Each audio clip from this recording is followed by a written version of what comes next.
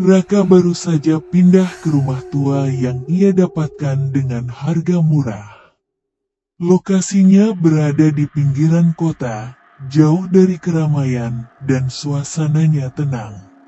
Rumah itu besar, dengan arsitektur yang tampak kuno namun megah. Raka merasa bahwa ini adalah tempat yang tepat untuk memulai hidup baru setelah serangkaian peristiwa tidak menyenangkan dalam hidupnya. Ia pun mulai beres-beres, merasa optimis tentang masa depan di rumah barunya. Di hari pertama, Raka merasa ada sesuatu yang aneh dengan suasana rumah. Meski tidak ada yang terlihat janggal, ia merasakan aura gelap yang samar. Malam hari, ketika ia sedang menonton televisi di ruang tamu, tiba-tiba terdengar suara langkah kaki dari lantai atas. Dengan cemas, Raka naik ke atas untuk memeriksa, namun tidak menemukan apa-apa. Meskipun begitu, perasaan gelisah mulai menyelimuti pikirannya. Keesokan harinya, Raka bertemu dengan tetangga sebelah, seorang wanita tua bernama Bu Ratna. Mereka berbincang sebentar, dan ketika Raka menyebutkan bahwa ia baru pindah ke rumah tersebut, wajah Bu Ratna berubah pucat. Ia memperingatkan Raka untuk berhati-hati, karena rumah itu memiliki sejarah kelam. Konon, rumah itu pernah menjadi tempat berkumpulnya sekelompok orang yang mempraktikkan ritual-ritual gelap. Raka menganggap cerita itu hanya mitos lokal dan tidak memedulikannya. Namun, malam demi malam, gangguan yang Raka alami semakin meningkat. Pintu-pintu terbuka dan tertutup dengan sendirinya.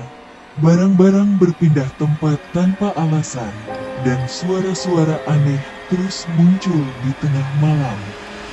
Raka mencoba tetap tenang, berpikir bahwa semua ini hanya kebetulan. Namun, perasaan bahwa ia sedang diawasi terus menghantui setiap langkahnya di rumah tersebut. Pada suatu malam, Raka bermimpi buruk.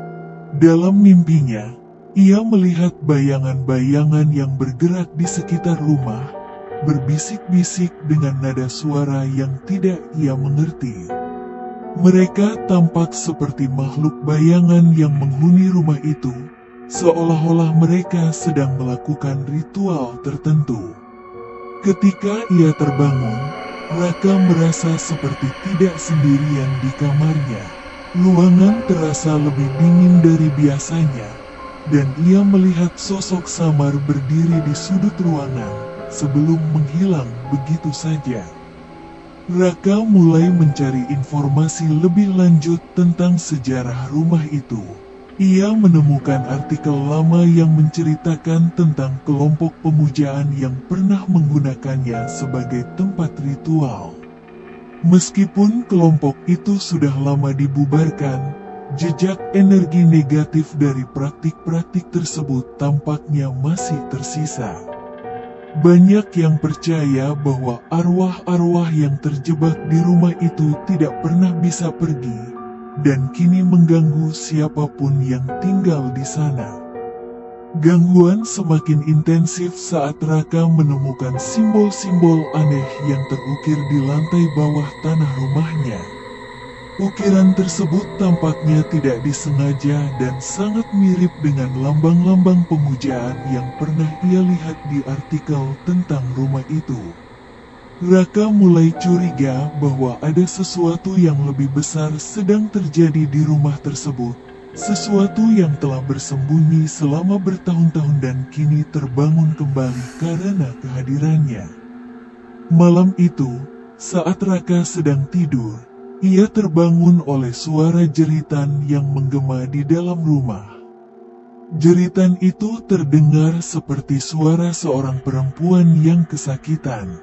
Raka bergegas keluar kamar untuk mencari sumber suara, tetapi tidak menemukan siapapun. Namun, di dinding koridor, ia melihat bayangan besar yang bergerak cepat melintas. Jeritan itu terdengar lagi, kali ini lebih keras dan lebih dekat. Raka merasa takut dan tidak tahu harus berbuat apa. Karena ketakutan, Raka mulai berpikir untuk meninggalkan rumah itu. Namun, sesuatu selalu membuatnya ragu dan tetap bertahan. Ada perasaan aneh yang menahannya di rumah itu, seolah-olah rumah itu tidak ingin ia pergi.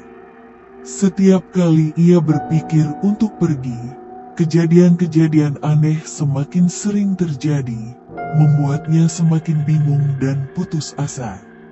Raka mulai merasa bahwa rumah ini memegang kendali atas hidupnya.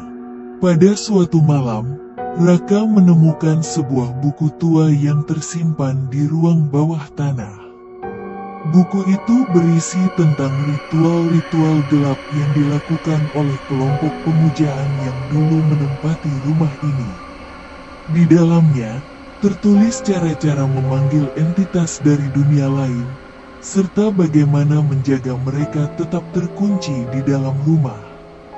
Raka mulai merasa bahwa rumah ini bukan sekadar tempat tinggal biasa, melainkan sebuah perangkap bagi entitas-entitas jahat yang terperangkap di dalamnya.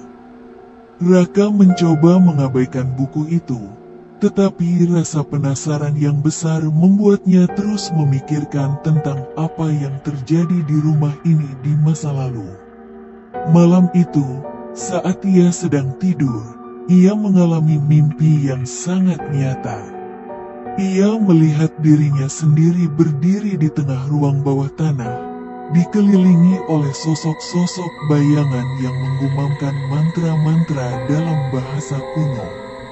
Di depannya, terdapat sebuah cermin besar yang memperlihatkan bayangan menyeramkan dari apa yang seharusnya tidak ada. Ketika terbangun dari mimpi buruk itu, Raka mendapati cermin yang sama benar-benar ada di ruang bawah tanah, padahal ia tidak pernah melihatnya sebelumnya. Ia merasa ada sesuatu yang mencoba berkomunikasi dengannya melalui cermin tersebut. Sosok-sosok dalam mimpinya kini sering muncul dalam bayangan di cermin, dan ia mulai merasa bahwa mereka ingin keluar dari cermin tersebut dan mengambil alih rumah ini sepenuhnya. Raka memutuskan untuk membongkar semua simbol yang terukir di rumah, berharap dapat menghentikan teror yang terus menghantuinya. Namun, saat ia mulai menghapus simbol-simbol tersebut, gangguan justru semakin memburuk. Sosok-sosok bayangan mulai muncul di siang hari, menampakkan diri di setiap sudut rumah, membuat Raka semakin sulit membedakan antara kenyataan dan halusinasi. Raka akhirnya menyadari bahwa rumah ini tidak sekadar berhantu, tetapi merupakan tempat di mana kekuatan jahat yang pernah dipanggil oleh para pemuja berusaha untuk keluar. Ia sadar bahwa untuk mengakhiri teror ini, ia harus menghancurkan cermin di ruang bawah tanah yang menjadi pintu gerbang bagi entitas-entitas tersebut. Namun, cermin itu tampak dilindungi oleh kekuatan yang tidak bisa ia pahami. Dalam konfrontasi terakhir, Raka menghadapi cermin tersebut dengan bayangan-bayangan yang terus mengelilinginya.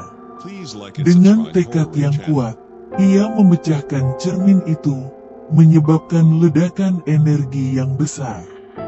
Rumah itu bergetar, dan sosok-sosok bayangan menghilang satu persatu. Setelah kejadian itu, rumah menjadi sunyi. Raka merasa bahwa teror telah berakhir. Namun ia tahu bahwa bayangan gelap dari masa lalu rumah itu akan selalu membayangi sejarah tempat tersebut.